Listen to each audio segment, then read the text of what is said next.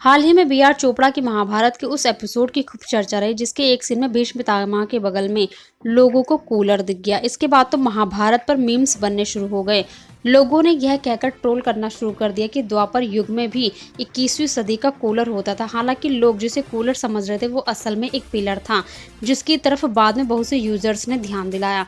अब इस पूरे मामले पर एक्टर मुकेश खन्ना सामने आए हैं। महाभारत में भीष्म पिता का किरदार निभाने वाले मुकेश खन्ना ने कहा कि वे जानना चाहते हैं कि किसने सबसे पहले उस सीन में कूलर देखा था और तस्वीर पोस्ट की थी। हमारे सहयोगी टाइम्स ऑफ इंडिया ने जब मुकेश खन्ना को फोन किया तो उन्होंने कहा, मैं पिछले काफी दिनों से चर्चा सुन रहा हूँ कि महाभारत के सेट से मेरी एक तस्वीर वायरल हो रही है जिसमें मैं कूलर के सामने बैठा नजर आ रहा हूँ। मैं जानना चाहता हूँ कि ये पिक्चर आई कहाँ से और इसे किसने स्पॉट किया। मुकेश खन्ना ने आगे कहा, मुझे शक है कि ये तस्वीर महाभारत की है और अगर ऐसा है तो यह बहुत बड़ी गलती है, लेकिन इसे देखकर मैं बता सकता हूँ कि ये तस्वीर शॉर्ट्स के बीच की है, यानी जब शूट्स नहीं चल रहा था। मुझे नहीं लगता कि बी आर चोपड़ा की तरफ से इतनी बड़ी गलती होगी।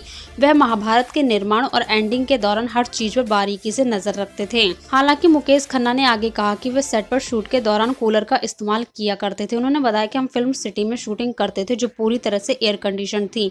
चूंकि मेरे कॉस्ट्यूम काफ़ी भारी थे और ऊपर से लंबी और भारी दाढ़ी भी, तो मुझे बहुत ज़्यादा पसीना आता था। पूरे दिन वो दाढ़ी मुझे पहननी पड़ती थी। इससे मुझे बहुत गर्मी और इरिटेशन महसूस होती थी। इसलिए मैंने बी आर चोपड़ा जी से रिक्वेस्ट की थी कि वो मुझे सेट पर कूलर यूज़ करने की इजाज़त दे दें।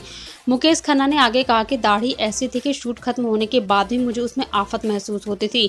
बाद में मैंने इससे तंग आके दाढ़ी के कारण मैंने 15 फिल्में रिजेक्ट कर दी थी, क्योंकि उनमें मेरे किरदार को दाढ़ी रखना था। उस जोन से बाहर निकलने के लिए मैंने शक्तिमान का निर्माण किया, जहां मैं एक अलग ही अवतार में नजर आया। फिलहाल इस वीडियो में इतना ही। बॉलीवुड की खबरों के लिए हमारे चैनल को सब्सक्राइब करना ना भूलें। धन्यवाद।